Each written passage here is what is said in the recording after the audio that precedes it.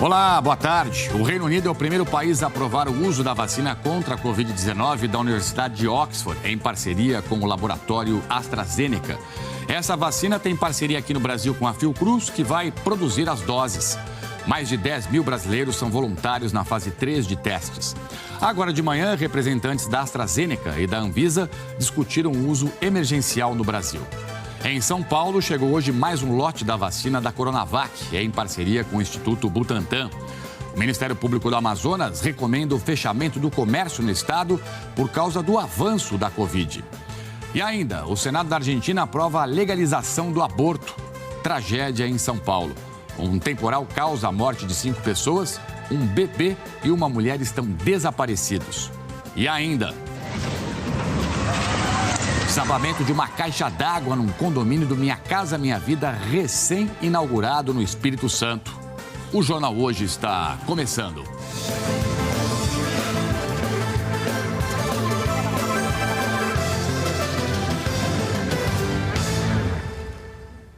A chuva, mais uma vez, provocou uma tragédia aqui em São Paulo. Na cidade de Embu das Artes, região metropolitana, 5 pessoas morreram, 4 da mesma família.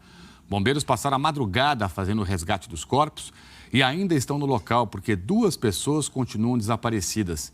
É uma mulher e um bebê. Vamos juntos agora dar uma olhada lá na região com imagens ao vivo do nosso Globocop, que sobrevoa exatamente o local. Você vê aqui, ó, onde o morro deslizou, veio tudo abaixo, levando casas e onde estavam essas 5 pessoas que infelizmente morreram. Muitos resgates, ocorrendo por lá, bombeiros trabalhando ainda. É uma área muito residencial, são casas coladas umas nas outras e a dificuldade enorme dos bombeiros, especialmente pela quantidade de terra que desceu morro abaixo. A nossa repórter, a Bruna Vieira, foi para lá cedinho e preparou uma reportagem que você acompanha com a gente agora. O pequeno Everton não teve nem chance de chegar aos 5 anos. Hoje seria o aniversário dele. Parentes contam que Everton, a mãe Jaqueline Gomes, de 25 anos, e 2 irmãos, Darley, de 7 e Rian, de 8 meses, assistiam TV quando a casa desabou. Zenaide, a tia de Jaqueline, de 55 anos, e o neto dela, Pierre, de 1 ano e 5 meses, também estavam na casa. A Arlete conta que a família vivia com medo de que uma tragédia como essa pudesse acontecer. Há 2 meses atrás, a filha da Zenaide, a Gislaine, ela entrou em desespero, que ela disse que a casa da mãe dela estava correndo risco de desabar. Só que ela não sabia como fazer para tirar a mãe dela daí. Entendeu? Então, assim, é como se fosse uma tragédia anunciada, né? Para os parentes e amigos, foi uma madrugada e uma manhã vividas sob muita angústia. O Milton buscava informações sobre a irmã, já com poucas esperanças. A situação que tem lá é muito crítica mesmo. Não dá para saber que ela tem sobrevida lá, não. Não dá, não. Porque o barro veio abaixo, imprensou todo mundo lá dentro, né? E difícil, muito difícil mesmo. A família vivia no bairro Jardim do Colégio, em um lugar de difícil acesso em Embu das Artes, na região metropolitana de São Paulo. Do alto dá para ver a área do deslizamento e como foi difícil o trabalho dos bombeiros. Estamos trabalhando em local de risco, estamos trabalhando com segurança, mas o local ainda é perigoso. Tem muita água descendo e ainda tem muita terra descendo também. A Defesa Civil Estadual disse que a Prefeitura de Embu das Artes já tinha recebido um relatório com todas as áreas de risco na cidade, que incluíam o local do deslizamento onde estava a casa da família. Foi um trabalho realizado esse ano, de 2020, e foi um relatório entregue ao município agora, no final do ano, no sentido de indicar para a Prefeitura as medidas que devem ser adotadas no curto, médio e longo prazos. Em outro ponto de Embu das Artes, mais morte depois do temporal. Paulo Sérgio da Silva, de 56 anos, foi arrastado pela correnteza e caiu no bueiro. A forte chuva que caiu sobre a Grande São Paulo também provocou muitos estragos na capital paulista. A Zona Sul foi a mais atingida. A água invadiu ruas e casas e provocou muitos transtornos. Para quem ficou no meio da enchente, foram momentos de muito desespero. A força da água está balançando o carro aqui, ó. Nessa rua, os carros foram parar um em cima do outro. Destruição, lama e lixo por todo lado. Em alguns lugares, os bombeiros tiveram que usar botes para fazer o resgate de pessoas que ficaram ilhadas. Na região do estádio do Morumbi, carros ficaram submersos. Dentro do clube, o ginásio mais parecia uma piscina. E quando o dia amanheceu, os estragos ficaram ainda mais claros. Lama e sujeira por toda parte. Nessa outra região da zona sul de São Paulo, os moradores passaram a manhã limpando tudo. A força da água derrubou portões e deixou um rastro de destruição. Um susto, né, grande, porque você imagina uma pessoa dentro do carro e a água sobe e de repente, o susto é grande, né? Mas fisicamente, graças a Deus, está tudo em paz. Para esse professor de urbanismo da Universidade de São Paulo, a culpa pela tragédia não é da chuva. Então, sem política que dê alternativa de habitação e sem a possibilidade de ter renda ou salário, agora muito mais agravado na pandemia, para poder ter uma moradia de aluguel na cidade infraestruturada, na cidade formal, a essa população resta qual alternativa? Ela vai tentar se colocar da maneira que der em terrenos em que ela consegue ficar sem que seja expulsa, mas sempre em periferias distantes e normalmente em lugares que têm grandes riscos do ponto de vista ambiental. Exatamente como essa região aí de Embu das Artes, né?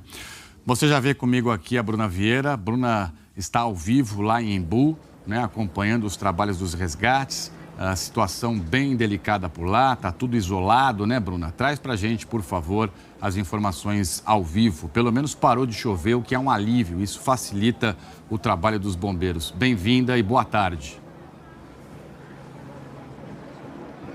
Oi, Trali, boa tarde a você e a todos que nos assistem. É exatamente isso, esse sol forte que teve a manhã inteira facilitou o trabalho, sim, dos bombeiros que estão aqui desde 9h30 da noite de ontem, claro que se revezando em turnos, mas como a gente viu, trabalhando durante toda a madrugada, durante toda a manhã, e eles não param. Essa área que a gente está aqui, vou mostrar para você, a gente está numa região que está interditada, porque é lá atrás onde houve o desabamento dessa casa.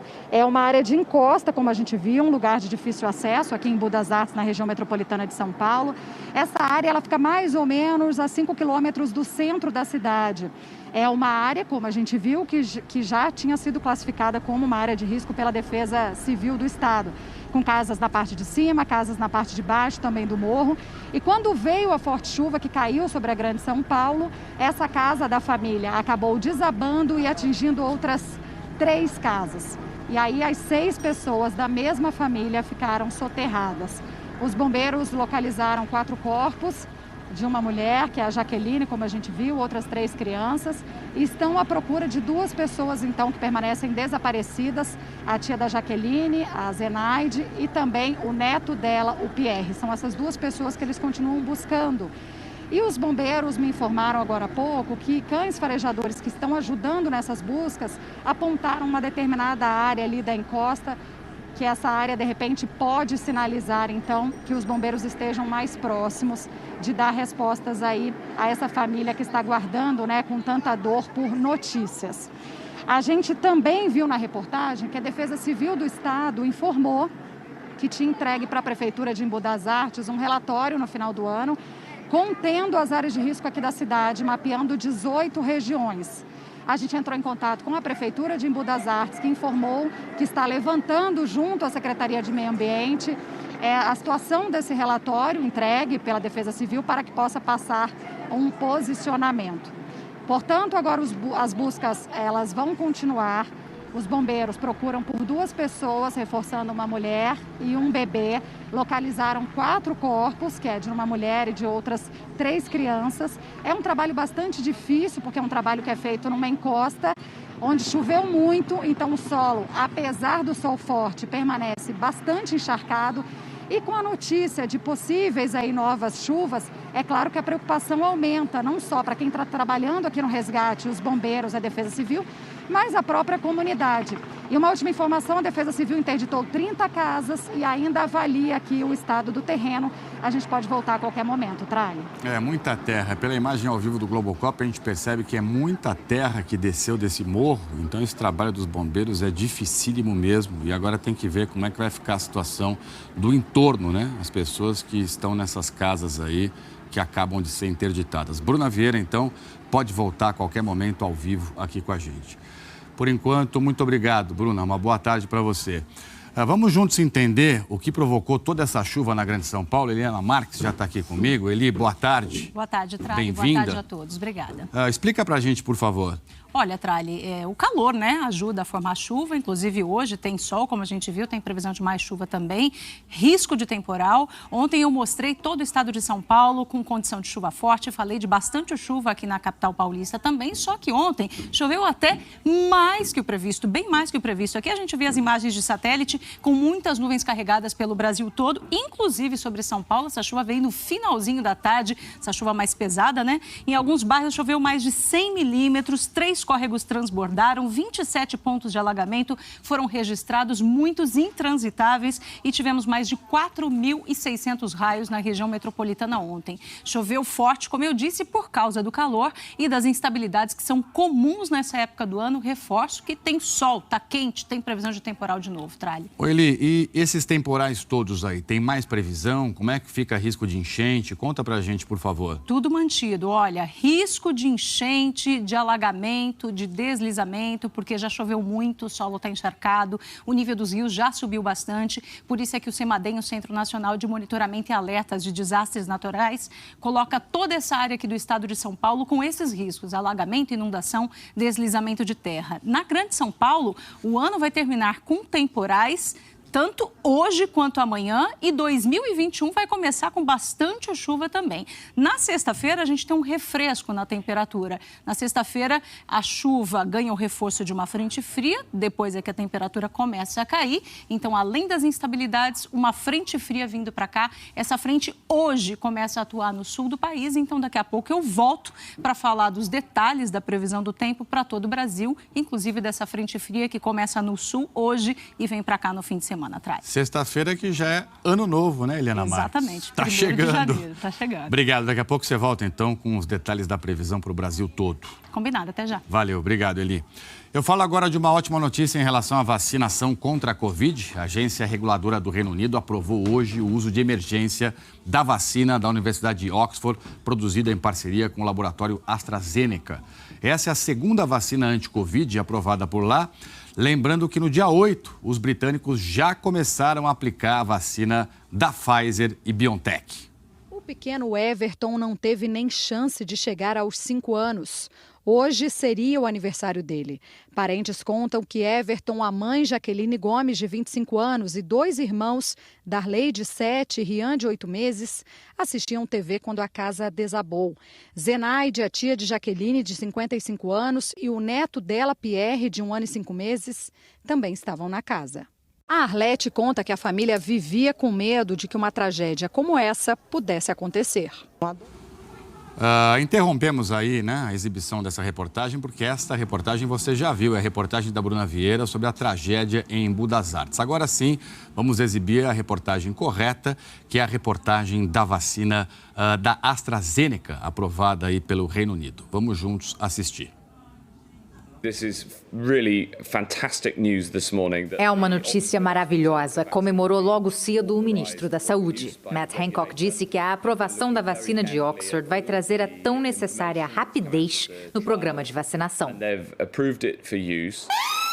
O Reino Unido vive um dos piores momentos da pandemia, com recordes seguidos de casos diários de Covid. Alguns hospitais já declararam alerta crítico por causa do grande número de internações. Por isso, o alívio. Já na próxima segunda-feira, o Sistema Público de Saúde começa a aplicar a vacina de Oxford. O governo britânico comprou 100 milhões de doses, que vão chegar ao longo de 2021. Em conjunto com os 40 milhões de doses da Pfizer, que já foi aprovada e vem sendo aplicada desde o início de dezembro, o país vai ter vacina suficiente para toda a população de 66 milhões de habitantes. Até agora, menos de 1% da população foi vacinada, cerca de 600 mil pessoas. O número é considerado muito pequeno por cientistas que aconselham o governo. É aí que entra um outro anúncio importante feito aqui hoje. O Serviço de Saúde britânico vai adiar a aplicação da segunda dose das 2 vacinas, Pfizer e Oxford para priorizar a imunização inicial do maior número possível de pessoas. A recomendação anterior era dar a segunda dose entre 21 e 28 dias depois da primeira. Agora, a segunda dose será aplicada até 12 semanas depois. O Comitê de Vacinação afirma que se baseou em evidências científicas para dar essa recomendação. Segundo a agência reguladora, os dados recebidos mostram que a proteção começa 22 dias após a primeira dose. A segunda serve para completar e reforçar a imunização de longo prazo. O chefe dos ensaios clínicos de Oxford falou que isso vai evitar que muitas pessoas vacinadas com a primeira dose fiquem doentes e precisem de internação. O professor Andrew Pollard também disse que a pesquisa não terminou. Ainda não é hora de relaxar. Os cientistas vão continuar estudando a performance do imunizante. O vetor da vacina é um adenovírus de chimpanzé que normalmente causa o resfriado comum nesses animais. Mas ele é enfraquecido para não provocar a doença em humanos e recebe uma proteína com material genético desativado do novo coronavírus. Quando o adenovírus modificado entra nas células das pessoas vacinadas, ele também fornece essa proteína. Dessa forma, o sistema imunológico aprende a reconhecer o novo coronavírus e fica pronto para atacar o invasor com a produção de anticorpos e células T. A vacina dos laboratórios Pfizer e BioNTech tem uma eficácia maior, de até 95%. Mas a de Oxford, que tem eficácia garantida de 62%, também está dentro dos padrões internacionais para imunizantes. No mês passado, a comunidade científica questionou a falta de transparência na divulgação de alguns dados de Oxford. Isso porque, por um engano no começo dos testes clínicos, um grupo de voluntários recebeu meia dose antes da segunda dose inteira. Essa dosagem acidental, que depois foi aprovada pelos reguladores, produziu uma eficácia de 90% contra o coronavírus, mas ainda não há detalhes públicos sobre os motivos. Hoje, cientistas e políticos no Reino Unido reafirmaram que a vacina é eficaz e protege todos os grupos de adultos e que mais detalhes serão publicados assim que possível. Mas já está certo que os britânicos vão receber o regime de 2 doses inteiras. Assim como a da Pfizer, a de Oxford vai ser aplicada primeiro em moradores de asilo e seus cuidadores, nas pessoas com mais de 80 anos e nos profissionais da linha de frente dos serviços sociais e de saúde.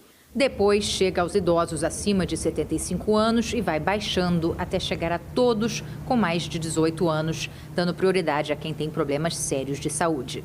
Enquanto as vacinas da Pfizer vêm da Bélgica, a distribuição da vacina de Oxford deve ser mais rápida no Reino Unido, porque a maior parte será produzida aqui mesmo.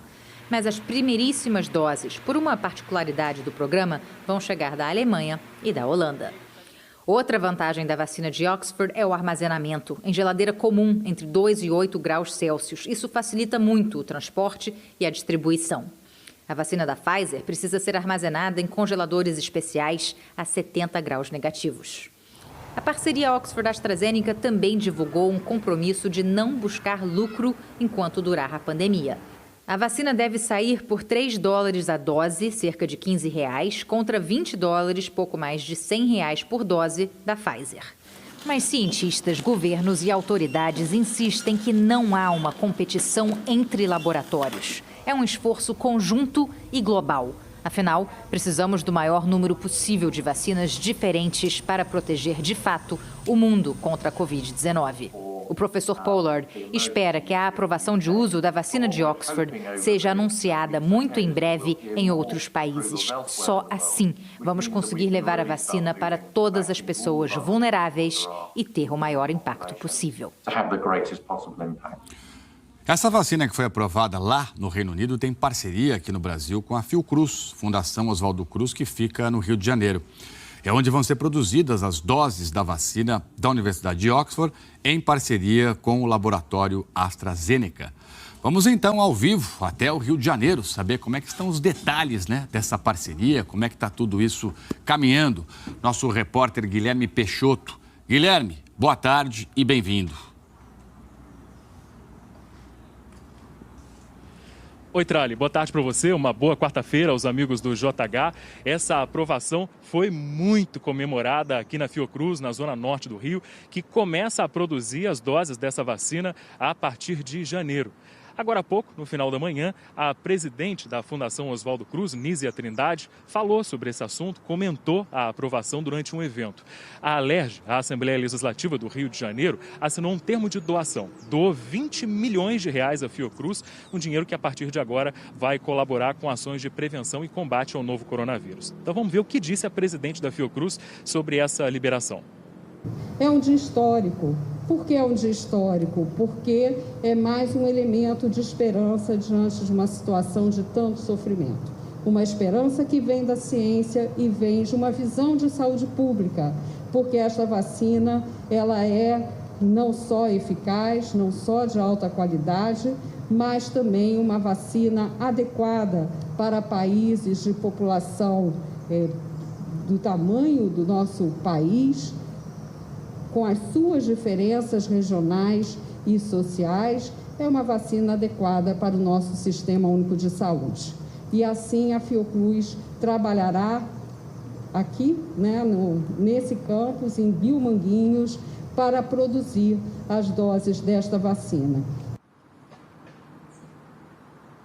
E olha, a aprovação lá no país de origem pode acelerar também a aprovação aqui no Brasil pela Agência Nacional de Vigilância Sanitária. Isso porque a presidente da Fiocruz disse nessa entrevista coletiva, agora há pouco, no final da manhã, que estuda a possibilidade de pedir à Anvisa uma avaliação emergencial dessa vacina.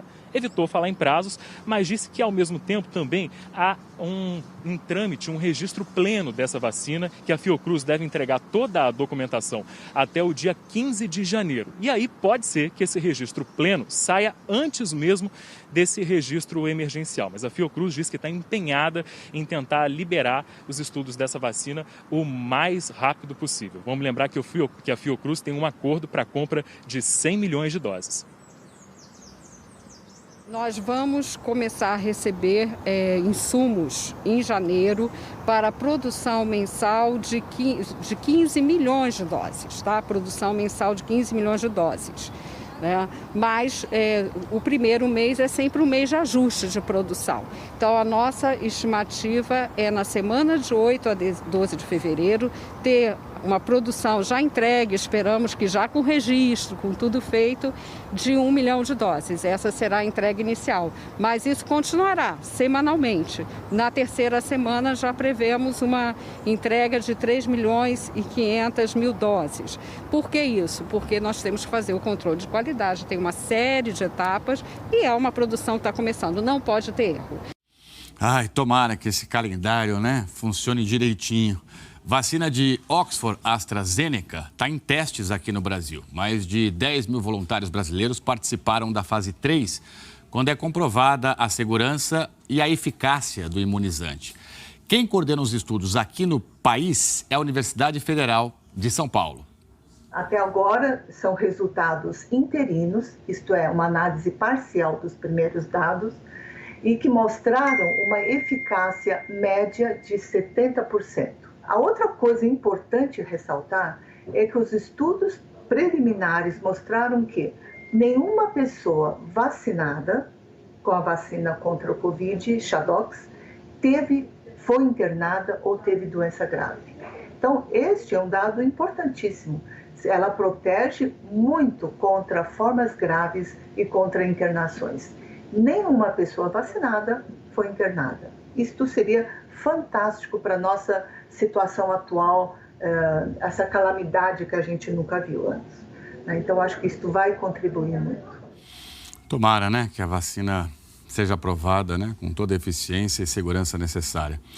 A AstraZeneca diz que está fazendo a submissão contínua para a Anvisa. Isso significa o seguinte, que está mandando todos os dados que tem de acordo com o que vai ficando pronto. Isso pode facilitar a revisão das análises científicas pela Anvisa e agilizar o processo de aprovação. O laboratório diz ainda que dos 100 milhões de vacinas, que vai mandar para o governo brasileiro no primeiro semestre do ano que vem, 30 milhões devem chegar já nos primeiros 3 meses do ano. A vacina da AstraZeneca, que está sendo desenvolvida aqui em parceria então com a Fiocruz, é a principal aposta do governo brasileiro para imunizar a população. Lá em Brasília, representantes da AstraZeneca se reuniram hoje com a Anvisa e trataram exatamente do uso emergencial da vacina. Flávia Alvarenga, ao vivo de Brasília, portanto, tem todos os detalhes aí desse encontro. E aí, Flávia, bem-vinda e boa tarde.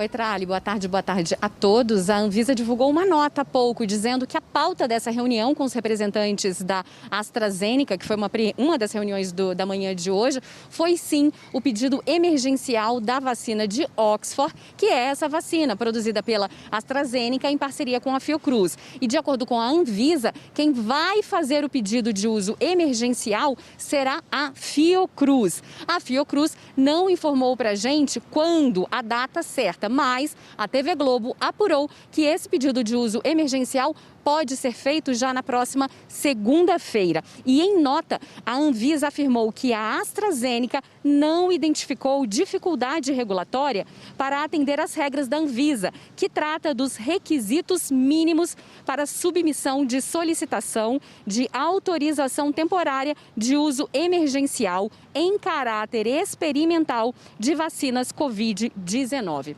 Assim que houver o pedido de uso emergencial da vacina, a Anvisa tem um prazo de 10 dias para aprovar ou não.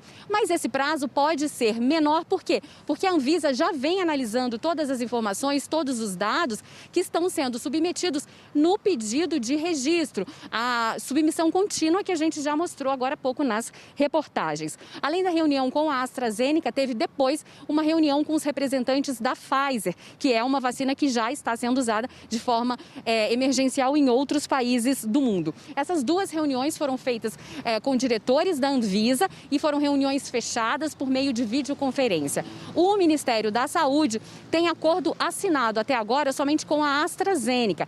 Pelo menos 100 milhões de doses de vacinas no primeiro semestre. Além de comprar a vacina, tem também a tecnologia e depois a Fiocruz vai produzir a vacina aqui no Brasil. Caso o teste da Sputnik V seja aprovado, será mais uma vacina na lista de análise da Anvisa. Os técnicos da agência estão analisando os dados, documentos e resultados dos laboratórios, à medida que são entregues pelas empresas, a chamada submissão contínua, que permite o registro oficial definitivo da vacina. Mas as mesmas informações também são usadas caso alguma das farmacêuticas faça o pedido de uso emergencial, quando apenas um grupo menor e pré-definido é vacinado. Até agora, são 4 vacinas em testes aqui no Brasil. Oxford, desenvolvida pela AstraZeneca em parceria com a Fiocruz, que já tem acordo fechado com o Ministério da Saúde. Coronavac, do Butantan, em parceria com a Sinovac, está no plano de vacinação do Brasil como intenção de compra. A vacina da Pfizer, também com termo de intenção de compra. E a vacina da Janssen. A vacina da Pfizer já foi autorizada para uso emergencial em mais de 40 países. No início da semana, a empresa alegou que as regras no Brasil são diferentes, que as condições estabelecidas pela Anvisa exigem análises específicas, como quantitativo de doses e cronograma de disponibilidade, e que, por isso, para a Pfizer, a submissão contínua, que dá o registro oficial, é o processo mais célere neste momento. Um dia depois, a Anvisa alterou 2 regras do guia para o pedido de uso emergencial. A que exigia o número de vacinas prontas mudou, ficou mais flexível. Antes, a agência exigia informações sobre a quantidade de produto acabado disponível e cronograma de disponibilização ao país. Agora, a agência exige uma previsão sobre quantidade e a disponibilização da vacina. Outra alteração foi no termo de consentimento para o uso emergencial de vacina. Antes não tinha detalhes. Agora, a Anvisa sugere utilizar o modelo disponibilizado pelo governo do Reino Unido ou outro modelo desenvolvido pela empresa. O termo só existe em caso de uso emergencial. Quando uma vacina receber o registro definitivo, ninguém terá de assinar termo ao ser vacinado. Em entrevista coletiva ontem, o secretário executivo do Ministério da Saúde apresentou datas possíveis para o início da vacinação. Nada concreto ou marcado, porque o Brasil ainda continua sem vacina autorizada, emergencialmente ou com registro oficial. Na melhor hipótese, nós estaríamos começando a vacinação a partir do dia 20 de janeiro, né? Num prazo médio entre 20 de janeiro e 10 de fevereiro. E no prazo mais longo, a partir de 10 de fevereiro. Isso vai depender de uma série de fatores, inclusive logística, e vai depender de os laboratórios estarem em dia com o seu processo de submissão contínua e com o processo de registro na Anvisa. Como a gente acabou de ver na reportagem, essa vacina russa, Sputnik V, entrou na fila de aprovação da Anvisa para começar os testes da fase 3 aqui no Brasil. É a mesma vacina que já está sendo aplicada na Argentina. Começou ontem a aplicação por lá, nós mostramos aqui. Hoje, a farmacêutica União Química diz que se a Anvisa aprovar os testes, também vai pedir o uso de emergência. Vamos então até Curitiba conversar ao vivo com a repórter Paula Manfroy. Paula, boa tarde, muito bem-vinda. Explica para a gente uma coisa.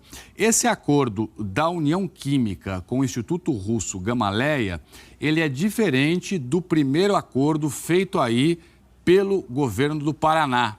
Estou correto?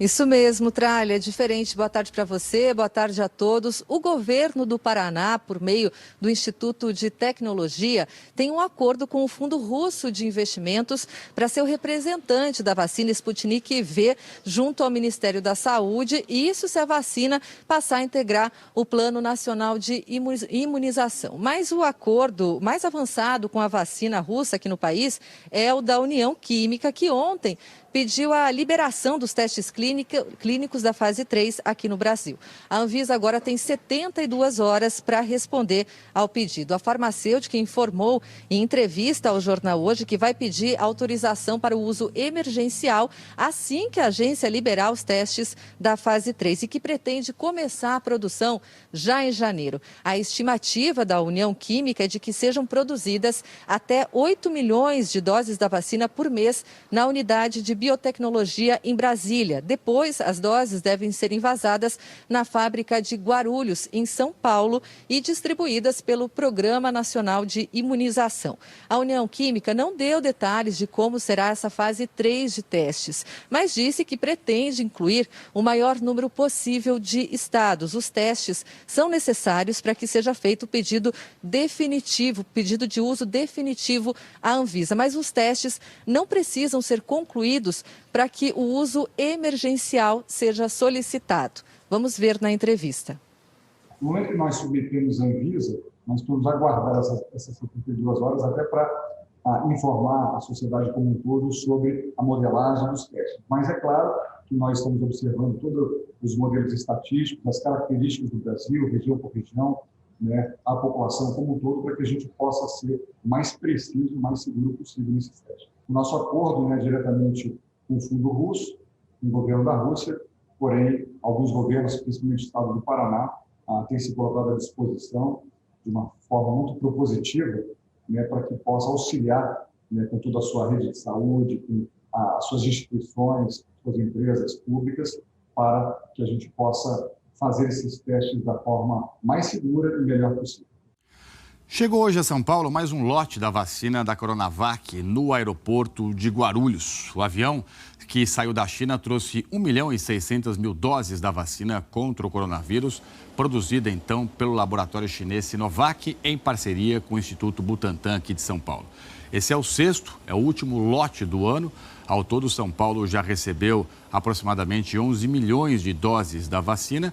Importante lembrar que a vacina Coronavac está na terceira fase de testes aqui no Brasil e ainda precisa da aprovação da Anvisa. Ainda assim, o governo de São Paulo mantém a previsão de começar a campanha de vacinação no dia 25 de janeiro. Estamos aguardando aí, portanto, também né, o grau de eficácia dessa vacina. O resultado deve ser divulgado na semana que vem. Esse é o compromisso do governo de São Paulo em relação a isso. Outra notícia, uma vacina chinesa de outro fabricante, a Sinopharm. Essa vacina da Sinopharm, a fabricante anunciou hoje uma taxa de eficácia de 79%. Acompanha aqui comigo, ó. Os dados são de uma análise preliminar da fase 3, que é a última fase de testes em humanos. Essa vacina da Sinopharm, que é desenvolvida no laboratório em Pequim, usa o vírus inativo para induzir a imunidade e ela é aplicada em 2 doses. Não foi divulgado se teve algum efeito colateral, quantos voluntários receberam a vacina ou placebo. Mesmo assim, a Sinopharm pediu autorização de uso para as autoridades de saúde da China. Essa vacina não está em testes aqui no Brasil. A candidata chinesa por aqui, eu repito, é a Coronavac, que nós acabamos de mostrar. Enquanto isso, fracassou ontem aqui no Brasil o primeiro pregão do Ministério da Saúde para comprar agulhas e seringas para vacinação contra a Covid-19. No pregão eletrônico aberto ontem, o Ministério da Saúde buscava ofertas de empresas para fornecer agulhas e seringas para vacinação. O governo quer comprar 331 milhões de unidades de seringa e agulha. As negociações de 3 dos 4 itens do leilão não deram certo e a compra foi cancelada. O governo só conseguiu comprar 7 milhões e 900 mil unidades, 2,4% do total que o Ministério pretende adquirir. O principal motivo para o fracasso da compra é que o preço que o governo estava disposto a pagar pelas agulhas e seringas estava muito abaixo do que pediam os fornecedores que participaram do leilão.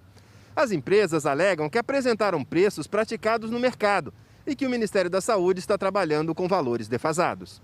As mensagens do pregão eletrônico mostram que, em vários momentos, o representante do Ministério da Saúde pediu aos participantes para baixar os preços, oferecer descontos, mas os fornecedores disseram que não conseguem reduzir as ofertas. Depois de abrir os envelopes, o pregoeiro disse: "Senhores, melhorem os preços dos lances, pois se encontram ainda muito acima do estimado para os itens." Os fornecedores se posicionam: "Pregoeiro, não podemos negociar nesses valores." Em outro momento, um fornecedor reclama dos preços propostos pelo governo.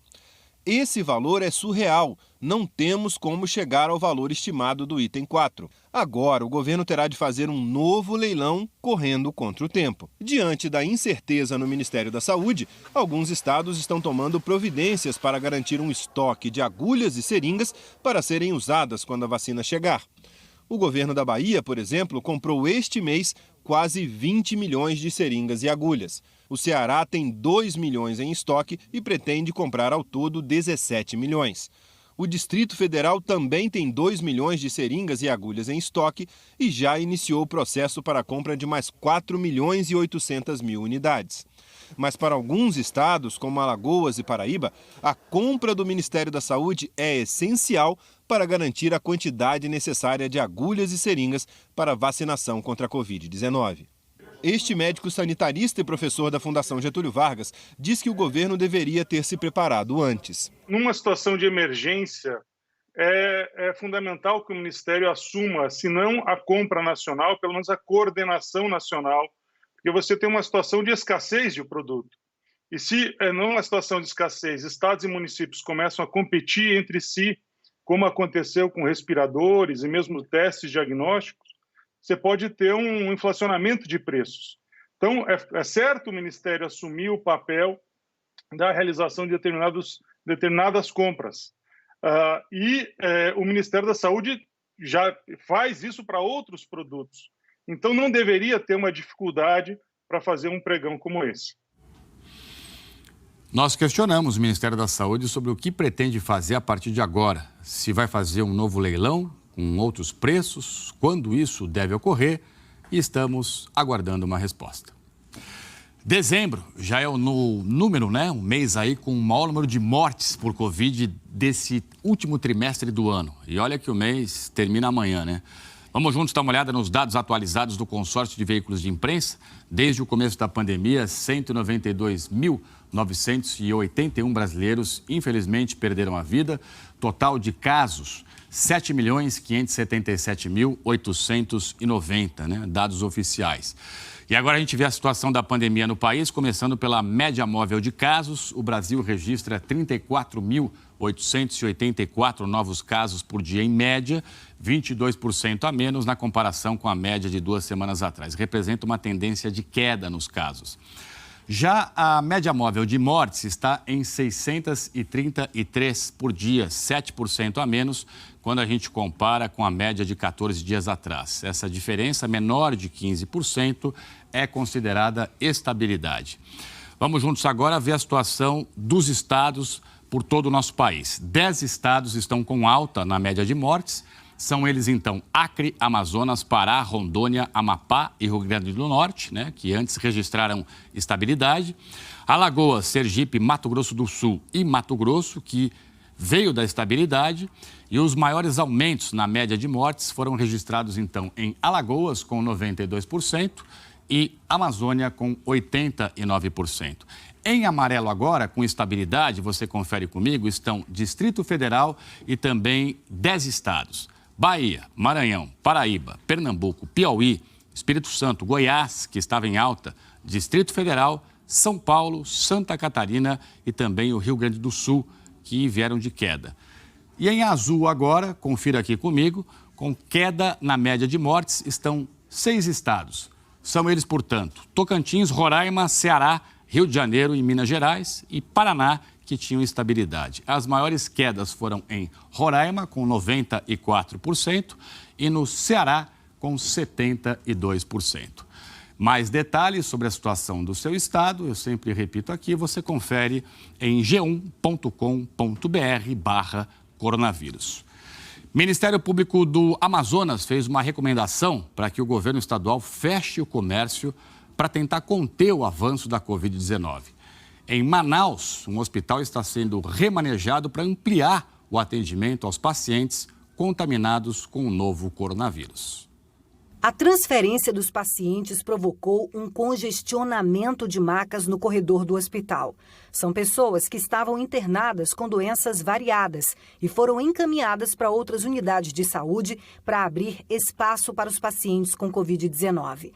Pelo menos 20 receberam alta, como a dona Vitalina. Aos 84 anos, ela procurou o hospital com um pico de pressão. Não, ela exagerou no sarro. Olha, a senhora tome cuidado nessa entrada de ano, tá bom? O filho do seu Nonato vai continuar aqui. O rapaz de 29 anos foi diagnosticado com Covid-19. Chegou ao hospital com dificuldade respiratória. Estava com a saturação baixa, estava não conseguia dormir, estava com dor de cabeça. Dá um medo. Muito. Tem que ser forte, né, seu Nonato? Ele vai vencer. Manaus registrou o maior número de internações por Covid-19 num único dia desde o início da pandemia. Foram 112 só nesta terça-feira. Dezembro já tem 1.084 hospitalizações. Em Manaus, mais de 92% das UTIs Covid públicas ocupadas. Com a reorganização no Hospital 28 de Agosto, os leitos de UTI para Covid-19 foram ampliados de 12 para 40. Os leitos clínicos de 16 para 42. As salas desocupadas para receber novos pacientes foram higienizadas. Visitas e acompanhantes estão proibidos.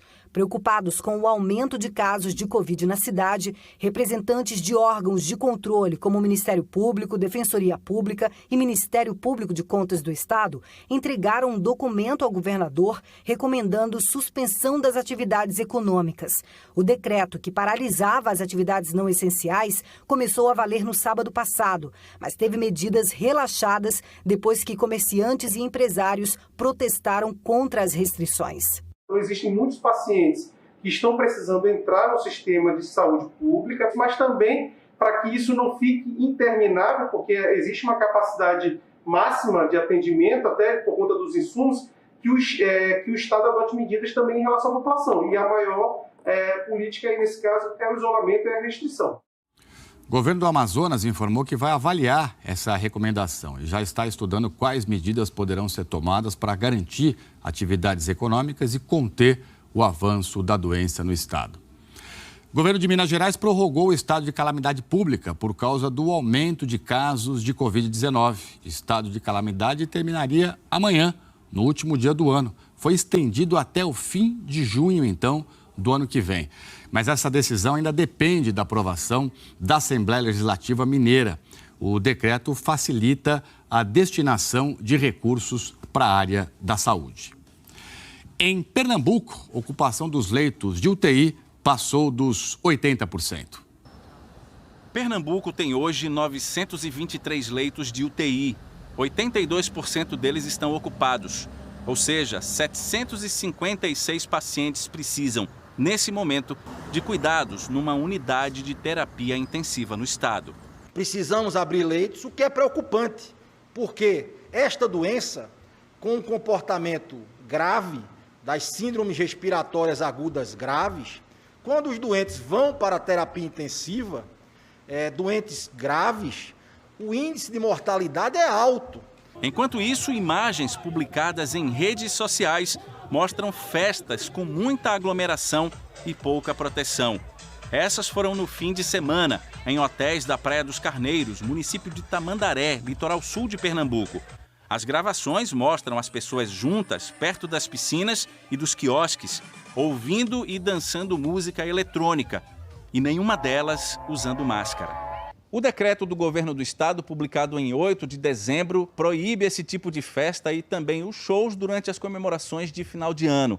Os hotéis podem funcionar, mas estão proibidos de promover festas, mesmo que sejam só para hóspedes. O atendimento nas áreas de refeição está autorizado. Pode até ter música no sistema de som do hotel ou ao vivo, mas é preciso obedecer os protocolos de higiene, como o uso de máscara e do álcool gel. Em Pernambuco, o PROCON é responsável por fiscalizar bares e restaurantes e já interditou 19 estabelecimentos. Nem sempre a gente vai conseguir chegar na primeira hora, mas nós vamos levantar foto, o que está na internet, redes sociais. As pessoas levianamente vão querer participar desse tipo de evento e aí nós vamos autuar posteriormente.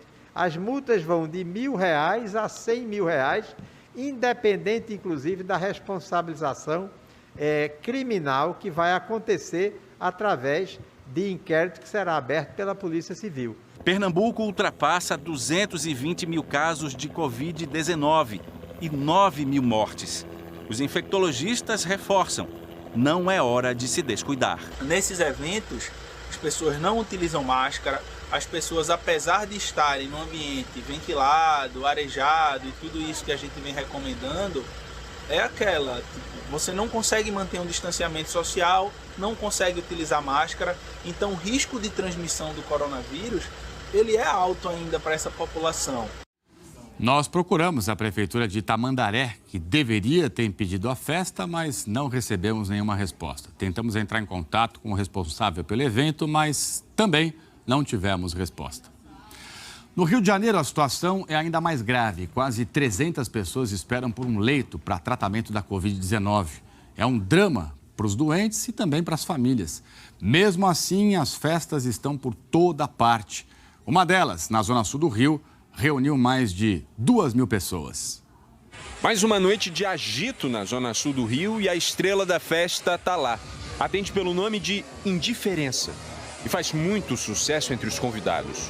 Uma gente aglomerada que, no meio de uma pandemia que já matou quase 200 mil pessoas no Brasil, veio curtir a vida sem máscara e sem pudor de pegar ou de passar o vírus, como mostram os vídeos postados nas redes sociais.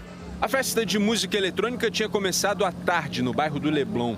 Depois de muitas reclamações e denúncias, bombeiros e policiais militares montaram uma operação para acabar com um evento que reuniu 2.000 pessoas. A fiscalização descobriu que a festa não tinha autorização da vigilância sanitária. Os organizadores receberam 3 multas, 2 gravíssimas de R$15 mil, uma por aglomeração, outra por falta de uso de máscaras.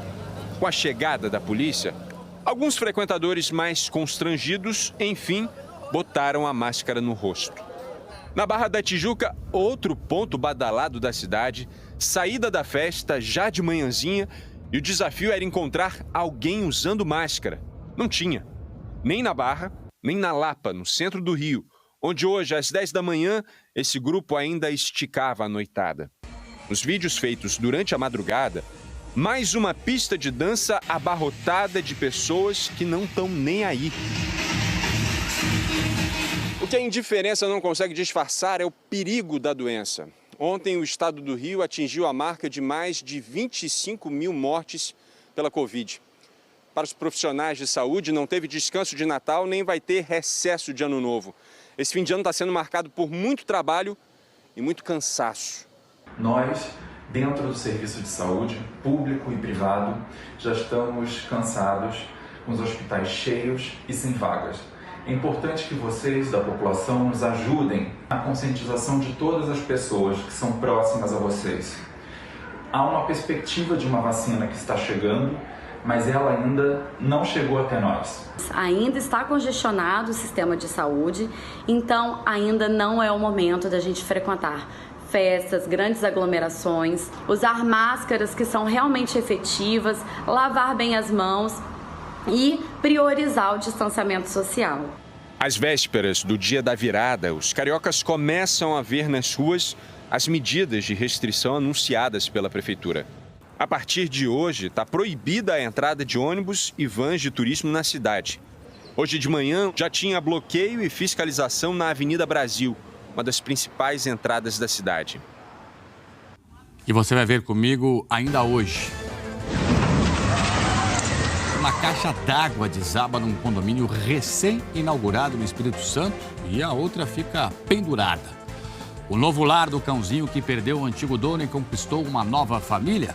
A exigência para quem chega ao Brasil em voos internacionais tem que apresentar teste negativo para a Covid. E não perca a seguir, o Senado da Argentina aprova a legalização do aborto e os Estados Unidos confirmam o primeiro caso da variante mais contagiosa do novo coronavírus. Nós voltamos já já.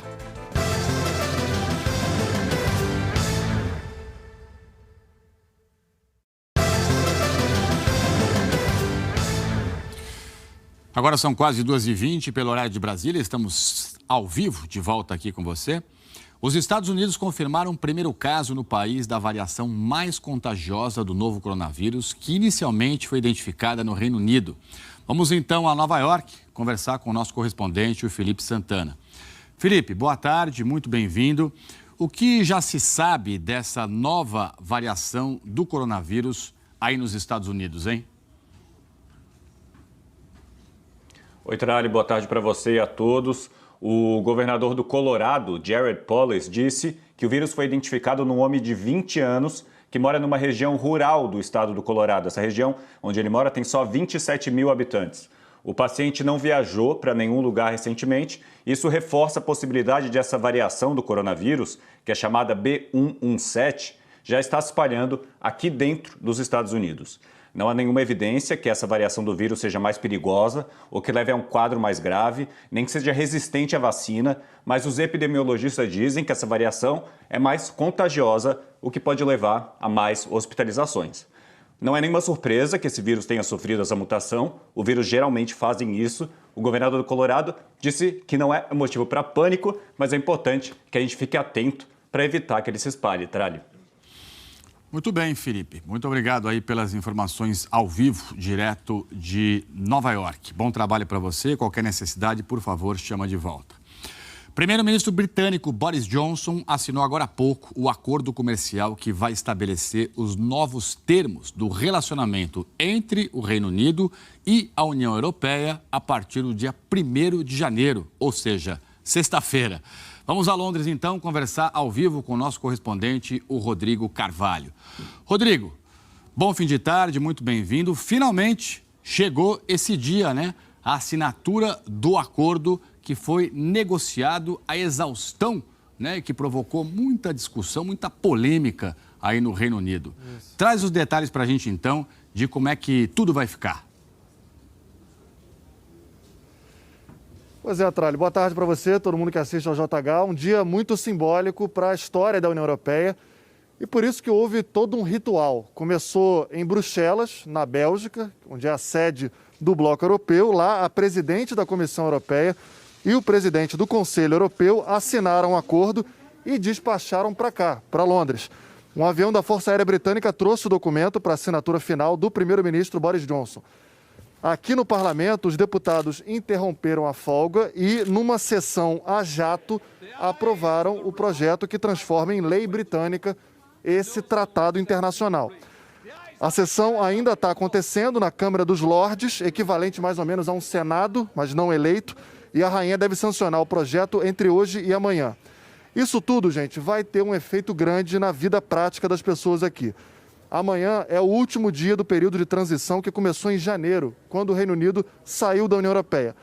Até agora, as regras do bloco continuavam as mesmas para os britânicos, enquanto os dois lados negociavam um acordo sobre a futura relação. É esse acordo que entra em vigor na sexta-feira. Isso significa, por exemplo, que os britânicos não vão poder mais morar, trabalhar ou estudar nos 27 países da União Europeia sem visto. Mesmo quando forem como turistas, vão ter um limite de estadia. E o mesmo, claro, vale para os europeus que vierem para cá. É um acordo que acaba com a livre circulação de pessoas, bens e serviços e capitais.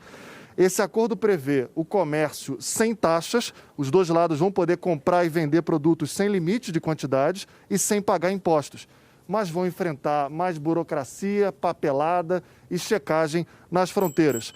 O texto assinado hoje também cria uma base para cooperação em várias áreas, como ciência, educação e segurança social, só que num grau menor do que hoje. Mas os dois lados, gente, concordaram também que vão continuar combatendo as mudanças climáticas, o aquecimento global e que vão continuar comprometidos, por exemplo, aos acordos ambientais estabelecidos no Acordo de Paris. Ou seja, Tralli, o divórcio foi assinado pelas duas partes, mas fica uma amizade. Até certo ponto, uma amizade colorida, inclusive, Tralli.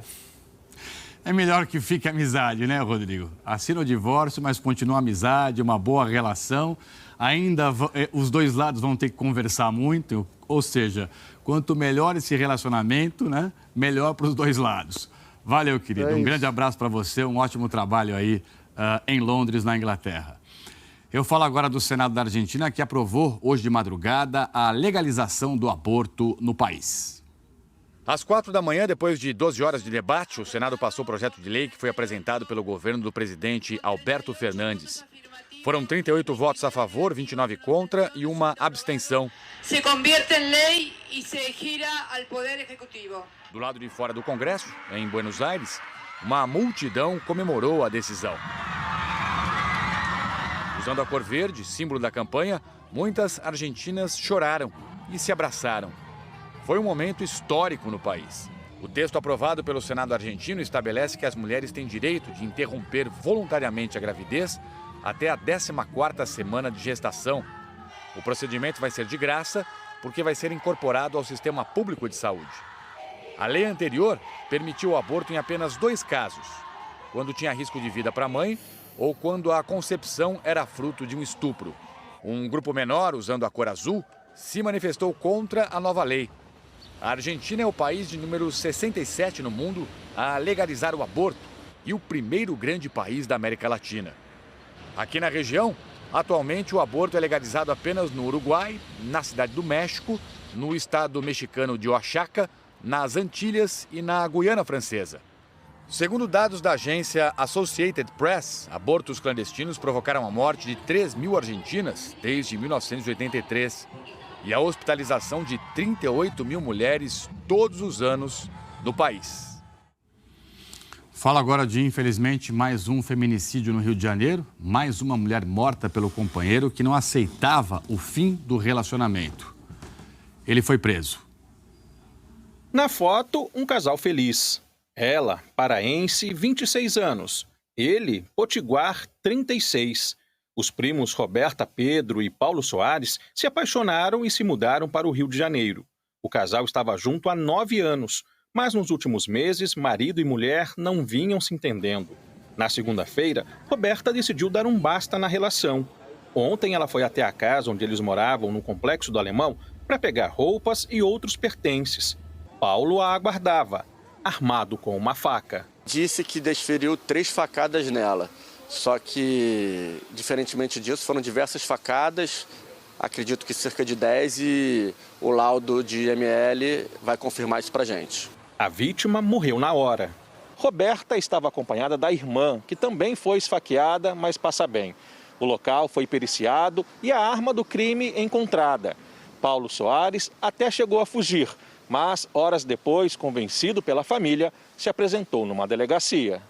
Em depoimento, ele confessou o crime. E confessou o crime, alegou que não aceitava a separação, que estava com muitos ciúmes e que perdeu a cabeça. Paulo Soares foi levado para o sistema prisional e vai responder por feminicídio, um crime brutal que não escolhe classe social. Há 6 dias, a vítima foi a juíza Viviane Vieira do Amaral Arronense. Ela foi morta na frente das 3 filhas pelo ex-marido Paulo José Arronense, também a facadas e também porque ele não aceitava o fim do relacionamento. No Paraná, a Polícia Civil prendeu 3 suspeitos de matar uma gerente de banco. Tatiana Lorenzetti, de 40 anos, foi baleada quando saía da agência em que ela trabalhava em Curitiba, isso segunda-feira agora. Um dos suspeitos é Antônio Henrique dos Santos, o ex-marido dela. Ele teria contratado os outros 2 homens presos para executar esse crime. De acordo com a polícia, numa conversa telefônica interceptada com autorização da Justiça, o ex-marido de Tatiana aparece tentando contratar um homem para matar Tatiana. E de acordo com a polícia, essa conversa confirma que o objetivo dele era ficar com a guarda da filha e receber o seguro de vida a que essa menina, a filha, teria direito. O ex-marido foi preso preventivamente ontem, suspeito de ser o mandante do crime. E ainda hoje, uma caixa d'água desaba num condomínio recém-inaugurado no Espírito Santo e uma outra ficou pendurada. As buscas aos desaparecidos soterrados na região metropolitana aqui de São Paulo e a seguir para você também mudou de novo. A Justiça voltou a liberar a ocupação total do setor hoteleiro em Santa Catarina. E a exigência para quem chega ao Brasil em voos internacionais tem que apresentar teste negativo para a Covid-19. Tudo isso e muito mais, já já.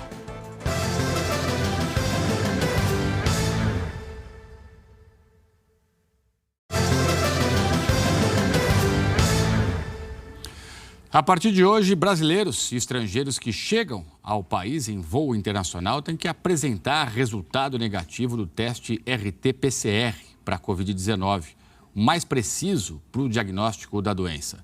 Marina Francischini, em Brasília, tem os detalhes de como isso vai funcionar.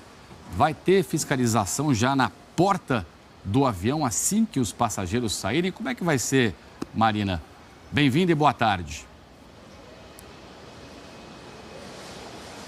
Oi, Trali, muito obrigada. Boa tarde para você também, boa tarde para todo mundo. Olha, o teste tem que ser feito até 72 horas antes do embarque e deve ser apresentado à companhia aérea, ou seja, só pode entrar no país quem apresentar aquele exame geralmente feito no nariz, o RT-PCR, com resultado negativo. A exigência vale para brasileiros e para estrangeiros. Crianças com menos de 2 anos não precisam apresentar o teste. Passageiros na faixa etária entre 2 e 12 anos incompletos também estão liberados, desde que estejam viajando com adultos e esses adultos apresentem o resultado negativo para a Covid-19. Ou seja, no caso desses passageiros, nessa faixa etária, eles só são obrigados a apresentar o teste se estiverem viajando sozinhos. Essas regras foram publicadas numa portaria do Ministério da Saúde no último dia 17. Até então, o governo estava ignorando uma nota técnica da Agência Nacional de Vigilância Sanitária que recomendava como requisito a apresentação do teste negativo para a Covid-19. E outra coisa muito importante para os passageiros, para fazer o check-in, tem que apresentar uma declaração de saúde, pode ser impressa, pode ser de forma digital, mas tem que concordar que eles vão seguir as medidas de prevenção à Covid-19 enquanto estiverem no país. Para acessar esse formulário no portal da Anvisa, tem que fazer um pré-cadastro com nome, sobrenome e e-mail, e aí, na sequência, automaticamente, esse formulário já é enviado. É obrigatório para passageiros de todas as idades. Então, para os menores de 18 anos, os responsáveis devem preencher e enviar os dados. Tralha. Obrigado, Marina. Bom trabalho para você aí em Brasília e uma ótima tarde. E apesar das recomendações para ficar em casa, muitos brasileiros decidiram viajar de avião nesse fim de ano. Dezembro, o setor atingiu cerca de 70% do nível de operações visto antes da pandemia. Mas os infectologistas alertam para os riscos das viagens neste momento. É muita gente saindo de viagem no Aeroporto Internacional de Belo Horizonte, em Confins. Esta família está indo passar o Ano Novo em Natal, com muito cuidado. A gente efetuou uma ligação para o hotel e eles informaram as medidas que estavam sendo tomadas. O café da manhã agendado, né? Os quartos estariam higienizados e a ocupação no hotel em si seria de aproximadamente 50%.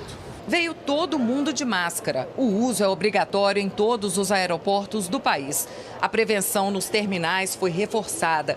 Recipientes com álcool em gel foram instalados nas áreas de circulação. Na fila, tem que respeitar o distanciamento. Eu fico longe, né? Igual eu tô sentada aqui, não tem ninguém próximo.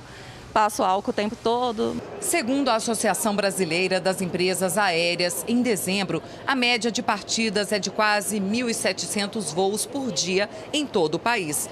Corresponde a quase 70% das partidas feitas no período anterior à pandemia.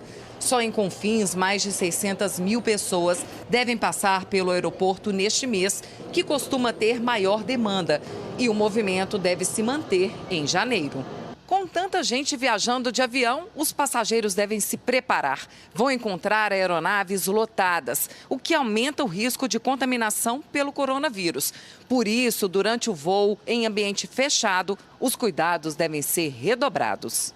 Se for mesmo necessário viajar de avião, os médicos recomendam usar álcool gel na entrada, não tirar a máscara durante o voo, evitar tomar água e comer dentro do avião e depois do pouso permanecer sentado até que o desembarque seja autorizado. As companhias aéreas, elas têm um processo de higienização do ar dentro das aeronaves muito bom. O ar é trocado a cada 3 minutos. E quando os aviões descem e os passageiros desembarcam, ela faz uma completa higienização de todos os assentos. Mesmo assim, os infectologistas alertam que nenhum passageiro está 100% seguro. Neste momento, melhor é não viajar, mesmo que for de carro próprio, não viajar, porque essa pessoa corre o risco, né, de entrar em contato com mais facilidade com a Covid. Ela fica muito tempo exposta, né, a esse ambiente fechado e ela pode realmente adoecer durante a viagem, inclusive. Em Santa Catarina, a regra do jogo mudou mais uma vez. A Justiça voltou a autorizar que o setor hoteleiro ocupe até 100% dos leitos na temporada de verão. É um vai e vem que está deixando todo mundo inseguro. Diante do avanço da pandemia, o governo catarinense tinha determinado a ocupação máxima de 30% nos hotéis e pousadas. Aí, 13 dias atrás, o governo decidiu liberar 100% da ocupação para o setor hoteleiro, contrariando a opinião de especialistas em saúde pública. Insistência nas flexibilizações e na adoção de medidas que são equivocadas, como a ampliação da taxa de ocupação dos hotéis para 100% no pior cenário da epidemia, mostra que o enfrentamento no estado catarinense se dá sem base na ciência, sem base no cenário epidemiológico e sem responsabilidade social. O Ministério Público Estadual pediu na Justiça a volta da regra antiga, argumentando que a maior circulação de turistas por aqui aumentaria o contágio e pressionaria o sistema de saúde. A Justiça acatou o pedido dos promotores e a ocupação para hotéis e pousadas voltou a ser de 30%. A decisão pegou de surpresa os turistas que vieram passar as festas de fim de ano em Santa Catarina, como essa família do Paraná, que teve a sorte de conseguir vaga. A gente conseguiu reserva de última hora e eu estou até olhando agora para estar fazendo, talvez, a sequência nos próximos dias. As entidades empresariais ligadas ao turismo reclamaram de prejuízos irreparáveis e de não saber como proceder com os turistas que já tinham feito reservas. O governo tentou reverter a decisão. Por 2 vezes, o Tribunal de Justiça de Santa Catarina negou o pedido. Até que ontem à noite, o desembargador Raulino Bruning suspendeu a liminar que restringia a ocupação de hotéis e pousadas por entender que o setor vai cumprir as regras sanitárias e que limitar os leitos traria prejuízos econômicos. Hoje, o governo divulgou o novo mapa de risco da Covid. 12 das 16 regiões aparecem em vermelho, o nível mais alto de contágio da doença. A taxa de ocupação de leitos de UTI para adultos está acima de 85%. Temos indicado reiteradamente que o atual momento em Santa Catarina exige a adoção de medidas mais restritivas quanto à circulação de pessoas e também uma comunicação franca com a população, como vários países ao redor do mundo já vêm fazendo, para controlar a epidemia, salvar vidas e também retomar a economia de forma mais rápida. Agora é hora de pensarmos nos cuidados com as pessoas que aqui estão e que virão, oferecendo-lhes total segurança e bem-estar. 85% de ocupação de leito de UTI é muita coisa, né? Já é extremamente alarmante, de acordo com os especialistas. Isso estressa muito as equipes de saúde para conseguir dar o atendimento necessário dentro dos hospitais. O Ministério Público de Santa Catarina informou agora há pouco que vai recorrer dessa nova decisão da Justiça e tentar mais uma vez limitar a ocupação de hotéis do estado durante agora a temporada de verão. No Ceará, olha só, hotéis e pousadas estão proibidos de fazer festas até segunda-feira que vem, dia 4 de janeiro. O setor de hotéis em Fortaleza, acostumado à ocupação de quase 100% no fim de ano, sabia que desta vez seria diferente. A expectativa era de 80% de ocupação, mas as reservas estão bem abaixo disso. E nossa expectativa atual é algo em torno de 65% para o período do Réveillon. Então, os hotéis vão ter os jantares oferecidos até 10 horas da noite, conforme reza o protocolo, e tem que encerrar todo o seu serviço de bar e de restaurante até 10 horas, e aí as pessoas vão ficar, digamos, livres. O limite de horário é o mesmo dos bares e restaurantes, estabelecido por um decreto do governo do Ceará, em vigor até o dia 4 de janeiro. Em novembro, a prefeitura já havia anunciado que Fortaleza não vai ter mais uma das maiores festas de Réveillon do país. Os hotéis planejaram então pequenas confraternizações com número limitado de hóspedes. Esse, por exemplo, teria até um DJ tocando aqui na área da piscina na noite do dia 31. Agora, com tudo cancelado, o jeito é atrair os hóspedes com promoções. Este hotel abriu mão pela primeira vez do limite de diárias nas reservas deste período. Inicialmente estávamos com o pacote de no mínimo 4 noites, mas à medida em que fomos sentindo a reação do mercado, já fomos diminuindo a quantidade de noites e hoje estamos com flexibilidade para negociar com a quantidade de noites que o cliente solicita, mesmo sendo uma só noite. Neste outro hotel foram tantos cancelamentos de reservas depois do anúncio do decreto estadual que a ocupação para o Réveillon caiu de 50% para 11%. Sem o atrativo da ceia para a virada de ano, a ideia é recepcionar 2021 de um jeito especial, na manhã de 1º de janeiro. A gente tem que encontrar o coelho na cartola e tirar esse coelho. Então, o café da manhã é um café show que nós fazemos aqui no hotel, um café especial, com brindes, e onde nós temos aquele momento juntamente com os clientes e podemos aqui estar nos confraternizando já no dia seguinte no café show. Quem já está na cidade para o Ano Novo diz que os atrativos daqui vão muito além de uma festa de Réveillon. O passeio não falta, né?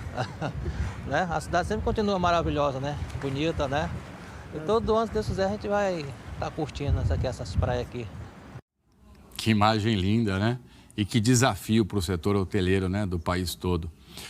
Diretor-geral da Organização Mundial da Saúde divulgou hoje uma mensagem para marcar um ano, exatamente amanhã, dia 31 de dezembro, um ano do primeiro relato do surto de uma pneumonia de causa desconhecida, que mais tarde se transformou na pandemia do novo coronavírus. Tedros Adhanom afirmou que a pandemia tirou muitas vidas e causou enormes dificuldades para as famílias, sociedades e economias em todo o mundo. Mas ele destacou que a pandemia também desencadeou a resposta mais rápida e abrangente a uma emergência de saúde global na história da humanidade, com uma mobilização da ciência sem paralelos. Tedros alertou que, para garantir a compra de vacinas para países de baixa e média renda, o consórcio da OMS, o COVAX, precisa urgentemente de 4 bilhões de dólares. E não perca a seguir, 2 caixas d'água desabaram num condomínio popular na Grande Vitória. As informações atualizadas sobre as buscas a mulher e um bebê depois do temporal de ontem na capital paulista e na Grande São Paulo. E como é que fica o tempo em todo o Brasil. E ainda o destino do Leãozinho, um cachorro que perdeu o antigo dono e conquistou uma nova família. Essa história comovente você vai conhecer daqui a pouco.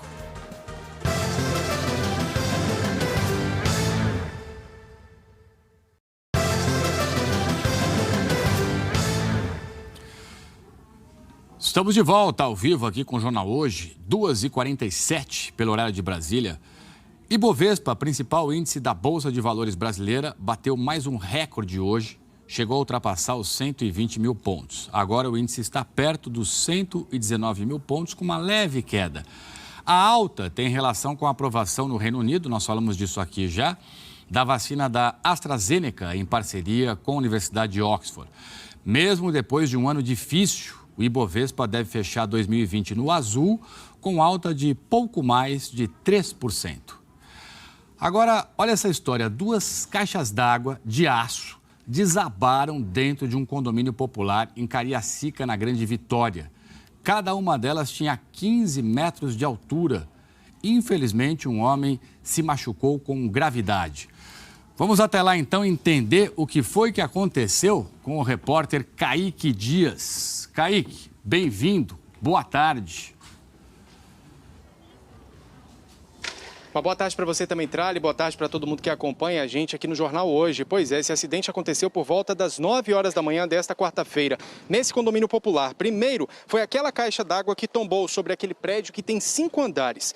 Lá em cima tinha um homem que estava fazendo uma manutenção na caixa porque os moradores reclamaram que estava sem água aqui há cerca de uma semana. Cerca de 20 minutos depois daquela situação, foi a vez de uma outra caixa d'água desabar. Foi em um outro ponto, mas muito próximo daqui. A gente vai observar como é que ficou a situação dela agora. Ela primeiro caiu, arrastou sobre o prédio, esse outro prédio de 5 andares, e caiu. A gente inclusive tem imagens do momento em que isso aconteceu. Os moradores daqui ficaram muito assustados com a situação, com o momento em que a caixa d'água caiu. Os bombeiros disseram que essas 2 caixas tinham aproximadamente 15 metros de altura e os moradores já estavam reclamando que estava sem água por aqui há aproximadamente uma semana, e por isso esse homem que foi ferido com gravidade estava fazendo essa manutenção. Ele foi a única pessoa ferida. Bom, e esse condomínio tem aproximadamente 2 semanas que foi inaugurado. É um condomínio social com vários prédios, vários blocos do programa Minha Casa Minha Vida, mas também com participação da Prefeitura de Cariacica e do governo do Espírito Santo. A gente procurou a Prefeitura de Cariacica, que disse em nota que a Defesa Civil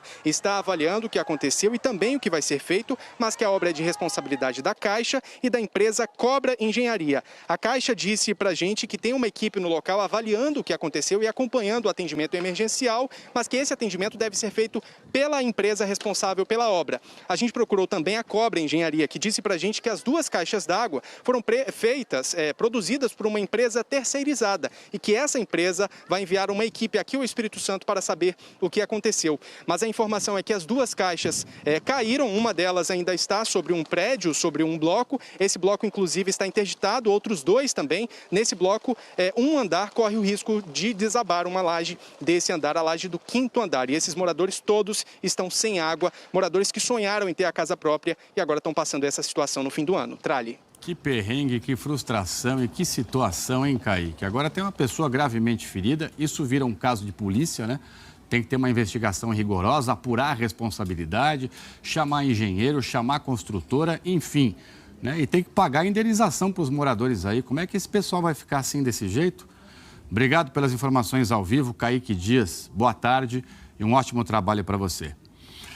Chega mais, Helena Marques. Você de volta aqui comigo para a gente trazer a previsão completa do tempo para o Brasil nesta quarta-feira, Eli. É isso aí, olha, no comecinho aqui do Jornal Hoje eu mostrei São Paulo com risco de mais enchente e deslizamento hoje, condições que também existem em outras regiões, como o Grande Rio, onde choveu bastante também ontem. Aqui, olha, Zona da Mata, sul de Minas, também leste e norte de Santa Catarina e lá na região de Manaus.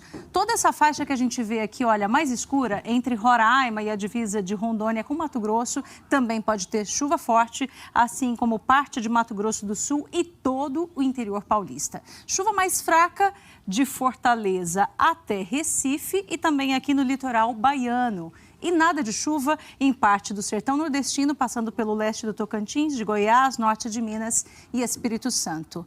As capitais sem previsão de chuva são Maceió, Aracaju e Vitória, apenas as 3, Trali. Oi, Eli, e aquela frente fria que você disse que ia mexer especialmente com o sul do Brasil, né? Isso hoje, né? Porque ela vem aqui para o Sudeste nos próximos dias. Essa frente fria chega hoje à noite ao sul do Rio Grande do Sul. É quando tem previsão de chuva aqui na região próxima da fronteira. E essa frente fria vai mudar o tempo aí nos próximos dias. Amanhã ela viaja até a divisa do Paraná com São Paulo, vai chegar aqui à noite. E aí tem risco de temporal no norte do Rio Grande do Sul até amanhã de manhã. Ao longo do dia, a chuva forte vai se espalhando por Santa Catarina, por Paraná, por São Paulo, pelo sul fluminense, também o sul de Minas e por grande parte de Mato Grosso do Sul. E os temporais também estão previstos aqui para o oeste da região norte, para essa faixa que pega Macapá, Belém, São Luís, vai até o norte do Piauí.